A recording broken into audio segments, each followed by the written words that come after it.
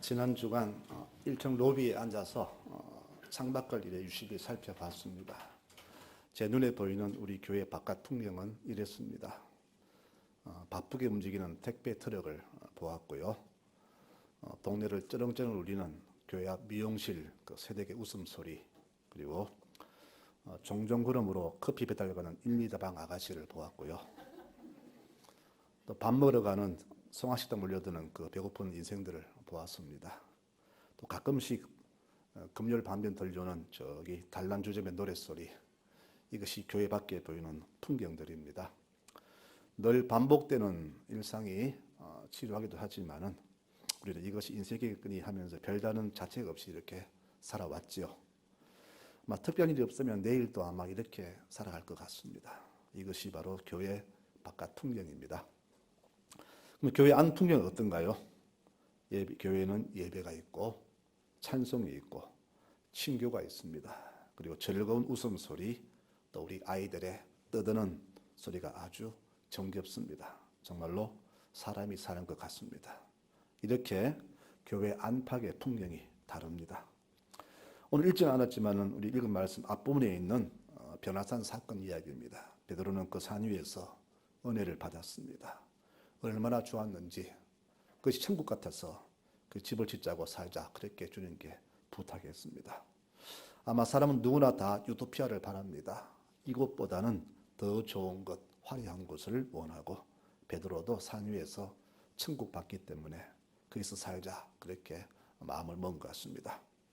그러나 산 위는 천국이지만은 산나리는, 오늘 읽은 말씀의 산나리는 그야말로 지옥이었습니다. 귀신 들린 아들 앞에서 울부짖는 아버지의 모습, 또 그 앞에서 죄인처럼 고개 숙인 무능한 제자들, 이들에게 무엇을 해줄 수 없고 또 해주지 못하는 무능한 교회와 성도들의 모습을 보는 것 같습니다. 우리 성도들에게는 이 두 풍경이 항상 이렇게 스크랩됐죠. 우리 역시 이곳을 벗어나면은 일주일의 하루는 지금 이 모습이고 나머지 6일은 저들과 똑같은 모습으로 살아갈 겁니다. 우리는 이 두 풍경을 다 경험하며 사는데 믿는 사람들은 하나만 경험하며 삽니다. 우리가 왜 존재하느냐? 바로 저들에게도 이 교회 안의 풍경을 누리도록 해주는 것이 우리가 사는 목적이 아닌가, 이렇게 다시 한번 생각해 봅니다. 우리가 살아갈 곳은 바로 산 위가 아니라 산 아래입니다. 우리가 산 아래에서 얼마나 열심히 사냐에 따라서 산 위의 풍경도 우리에게 나중에 유업으로 주어질 것입니다. 우리는 자꾸 교회 안에만 머물려고 합니다. 교회마다 교인들을 교회 안에 자꾸 잡아놓습니다. 우리가 실제로 사는 것은 교회 바깥인데 교회마다 온갖 것을 만들어서 자꾸만 교회 바깥과 접촉을 못하게 합니다.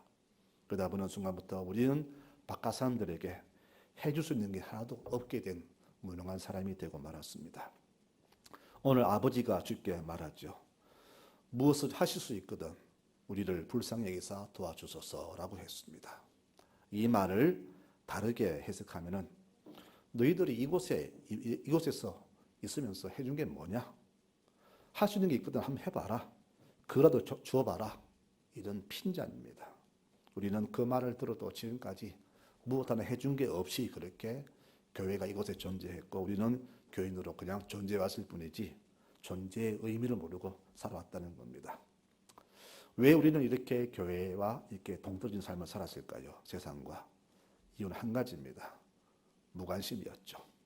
주님, 너희가 줬사오니 내려가지 말고 여기서 그냥 집을 짓고 삽시다 라는 베드로의 그 모습에서 바로 무관심이 이들에게 해준 것이 없고 우리의 이 무관심이 아무것도 할 수 없는 것을 보여주는 우리의 모습이 아닌가, 그렇게 한번 생각을 해봅니다. 우리는 모두가 산나리로 내려가야 합니다. 물론 산 위는 훗날 우리에게 상급으로 주실 것입니다. 그러나 그때까지 우리도 모두가 산 아래 교회 창 밖으로 나아가야 됩니다.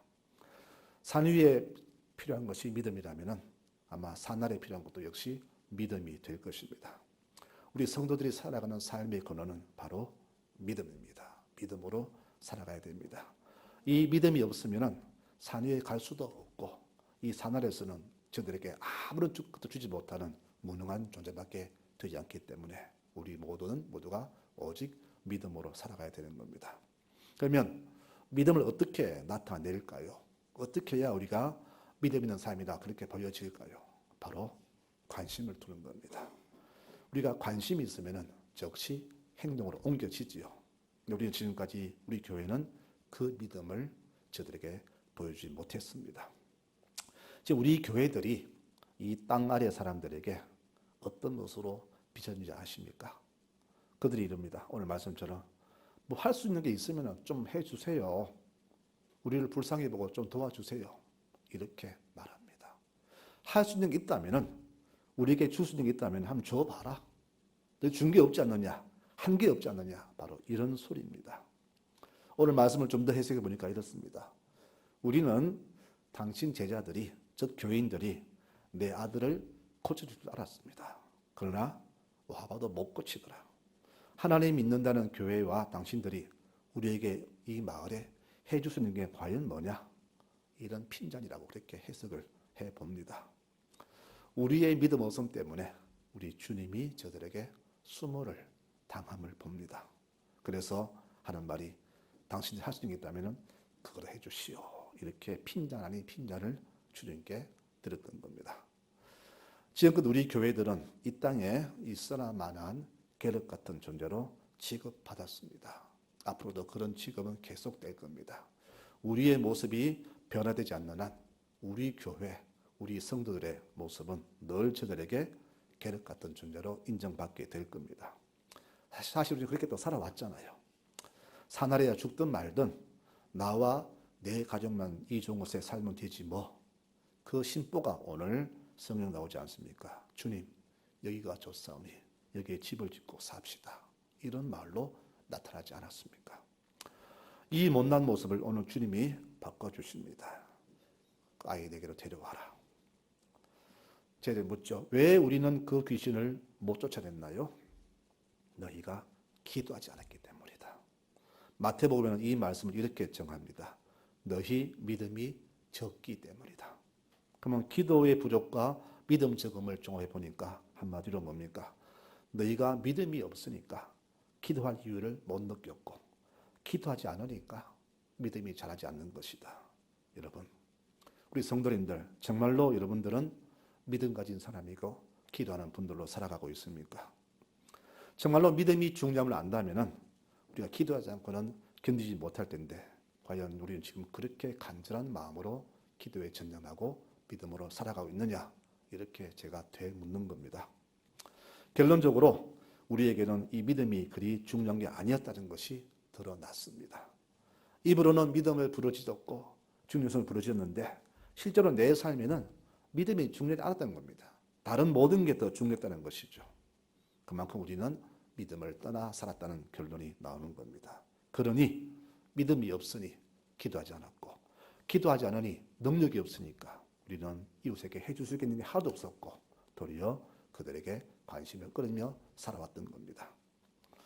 그들의 음성이 다시 한번 들려옵니다. 너희들이 이 지역에 있으면서 해놓은 게 뭐냐? 이 마을을 위해서 할 수 있는 게 있다면 그거라도 해봐라. 이런 순모를 우리는 앞으로 얼마간 계속해서 받을지 모르겠습니다. 우리는 늘 이 교회 안에만 머물길 바라지만은 우리가 살 곳은 바로 산 아래, 즉 이 교회 바깥입니다. 이 송나 주민들이 사는 이곳, 제가 창문 밖을 유심히 바라봤던 이곳이 바로 우리가 살아갈 곳입니다. 제가 바라보고 느꼈던 이 교회 바깥 풍경이 앞으로 우리가 부대끼며 살아가야 할 이 땅의 모습이 됩니다. 우리는 그동안 이 마을에 별로 관심이 없었죠. 이 마을보다는 복음하라는 이유를 들어서 교회 덩치 키우기만 급급했었습니다. 전도와 선교라는 명목을 내세워 교인 숫자 늘리기만 급급했죠. 누구 하나 저들에게 관심 두고 안타까운 사람은 없었습니다. 그저 손을 이끌고 가자는 사람은 없었습니다. 이 아이는 어릴 때부터 귀신 들려서 자꾸 넘어졌는데 아이가 성인 되기까지 어느 누구도 그 집에 관심을 안 뒀다는 겁니다. 한마디로 무관심 그 자체였습니다. 그저 내 삶에 바빠서 나만 편하고 나만 부하면 되니까 여기 집을 짓고 삽시다. 그렇게 마음 먹고 살아왔습니다. 여러분, 이런 베드로의 그 고백이 즉 우리의 고백이 아니라고 누가 자신 있게 말할 수 있습니까? 이 교회 안의 풍경, 찬양과 위로와 격려와 사랑과 배려, 이 아름다운 모습들은 반드시 교회 바깥으로 흘려 보내야 됩니다. 여러분, 이것이 우리의 사명입니다. 정말 중요한 것은 교회의 모습이 바깥 흘러가야 되는데 바깥 모습이 들어오면 안 되는 겁니다. 우리가 능력이 없으니까, 믿음이 적어서 기도 안 하니까 교회 바깥 풍경이 자꾸 안으로 들어와요. 그래서 교회가 자꾸 타락합니다. 교회는 그게 아니라 이 안의 모습을 바깥으로 흘려 보내는 곳이 교회가 되어야 됩니다. 우리 교회는 바로 이런 사명을 가지고 이 지역에 자리매김해야 될 것입니다.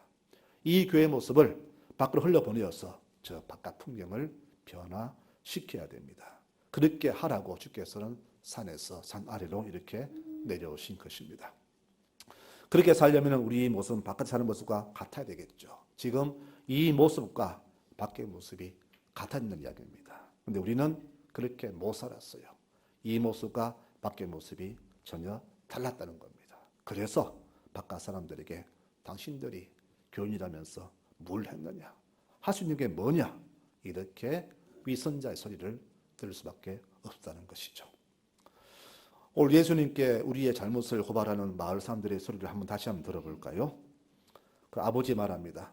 악한 영이 한번 발작하면은 그 아이는 땅에 뒹굴며 거품을 내뿜고 이빨을 갈다가 몸이 빳빳해지고 맙니다. 그래서 선생님의 제자들에게 악령을 쫓아내달라고 했더니 쫓아내지 못했습니다. 라고 그 아버지가 주님께 고발합니다. 이 말의 의미를 짐작하십니까? 당신 제자들은 교인도 아닙니다. 신앙인도 아닙니다. 도대체 뭘 해줬습니까? 우리 아이가 어릴 때부터 그렇게 아파서 힘들 때 찾아가서도 이 마을 사람들, 이 주민들은 우리에게 해준 게 없다는 겁니다. 지금까지 해준 게 없다는 겁니다. 그 말을 주님께 지금 고발하는 거예요. 주님 분노하십니다.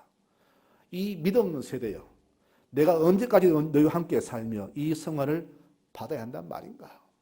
주님께서는 대노하셨습니다. 주님의 이 분노는 주민들에게 하신 분노가 아니라 무능한 우리들 주시는 그런 분노가 아니겠습니까? 우리 언제까지 이렇게 믿음 없는 모습으로 살아가야 됩니까? 사람들 우리를 부를 때 교인이라 부르지요. 교인, 다른 말로 예수 믿는 사람이라는 뜻입니다. 그 교인이라는 명칭 속에는 자기들과는 다른 세계와 생각으로 살아간다는 그런 뜻이 내포되어 있죠. 그 다른 세계가 뭐겠습니까? 바로 믿음으로 산다는 것입니다. 우리는 사실 믿는다고 하면서도 믿음 없이 살아왔습니다. 나름대로는 믿음 생활 잘했다고 자화자찬하는데 사실은 믿음과 동떨어진 삶을 살아왔죠. 그렇게 살았던 결과가 오늘 이렇게 나타난 겁니다. 선생님 제 아들을 도와주지 못했습니다. 이 교회는 이 마을에서 있어나 마나한 존재일 뿐입니다. 라고 주님께 저들이 고발하더라는 겁니다. 우리가 사는 동안에 이 교회 바깥 풍경은 아마 어제처럼 오늘도 내일도 똑같을지 모릅니다. 그렇다면 우리는 언제까지나 이 부끄러운 모습들을 저들에게 그대로 보여줘야 하고 저들에게 저런 부끄러운 소리를 계속해서 들어야 하겠습니까? 벗어날 방법은 없을까요? 분명히 있습니다. 무엇보다 우리가 믿음으로 살면 되는 겁니다. 믿음으로 산다는 것은 기도하는 모습, 이런 모습이 아닙니다. 바로 사랑으로 사는 거예요. 내가 온 무능해서 아무것도 할 수 없지만은 내가 온 힘을 다해서 이 마을과 사람들을 사랑하는 모습, 이것이 바로 믿음으로 사는 겁니다. 믿음이 뭡니까? 바로 사랑이잖아요. 우리가 이렇게 변화된 삶을 산다면은 교회 바깥 풍경도 저 가을 단풍잎처럼 아름답게 변할 것이라 저는 그렇게 믿어지지 않습니다. 오늘 우리가 이곳을 벗어나면은 우리는 또 한 6일 동안 저들과 똑같은 시공간 속에서 어울려 살아가게 됩니다. 이 같은 공간 속에서 우리가 반드시 품어야 할 모습이 무엇이냐? 바로 저들과 함께 기도하는 백성으로 사는 겁니다. 오늘 말씀 끝부분에 그렇게 말합니다. 기도 외에는 어떤 변화도 없다. 이 마을과 주민들을 위해서 정말 내가 저들을 사랑한다면 저들을 위해서 끊임없이 기도하는 우리 교우가 되어야 할 것이고 우리가 늘 기도하는 믿음의 사람으로 살아갈 때에 이 마을은 반드시 놀라운 변화가 있게 될 것이라 그렇게 저는 믿습니다. 모든 문제 해답은 주님께 있습니다. 주님 그러죠. 기도 없이는 아무것도 할 수 없다. 그렇습니다. 우리는 이 마을을 위해서 기도하지 않았고요. 이 마을을 위해서 사랑을 베풀지 않았습니다. 기도하는 백성만이 능력과 힘을 얻고 기도하는 백성만이 살아가며 살아갈 수가 있게 됩니다. 기도하지 않고서는 우리 아무도 할 수 없다는 주님의 경고는 그동안 믿노라 하면서도 믿음의 백성 살지 못했던 우리의 부끄러운 자아상을 덜어주는 말씀이 아닌가 그렇게 생각이 듭니다. 성도 여러분, 또 새 한 주간이 오늘 시작이 되었습니다. 늘 일주일에 한 번씩 새 주간 시작되죠. 그래서 이 주일은 한 주간의 첫날이 됩니다. 지금 당장의 변화는 없겠지만은 우리가 진정 믿음 백성으로 살아간다면 멀지 않아서 다시 바라본 바깥 풍경은 어제 본 풍경은 분명히 많이 달라질 것이고 이 모습이 바깥으로 그대로 전해져서 바깥 세상도 교회 안팎의 모습이 똑같은 모습으로 이렇게 동화가 될 줄로 저는 믿습니다. 주님께서는 늘 우리에게 변화를 원하십니다. 우리에게 계절을 주신 것은 우리에게 늘 지시대로 변화를 주라고 하신 주의 음성입니다. 우리의 변화는 나쁜 것에서 좋은 것으로, 아픔에서 회복으로, 실패에서 성공으로, 게으름에서 검연성실함으로, 기도하지 않는 모습에서 간절히 무릎 꿇는 기도자의 모습으로 우리 모두가 변모되기를 주님께서는 지금도 우리에게 바라고 계십니다. 성도 여러분, 이 마을의 변화는 바로 우리의 삶에 달려 있습니다. 내가 어떻게 사냐에 따라서 이 마을의 변화는 일어날 것입니다. 그래서 우리 성도들이 믿음으로 산다는 것이 얼마나 중요하고 얼마나 큰 능력인가를 우리가 날마다 삶 속에서 체험하고 깨달아야 될 것입니다. 오늘 말씀 결론을 냈습니다. 기도하지 않고는 아무런 기적이 없다. 그 말씀 속에서 우리는 이 땅에 해답을 찾습니다.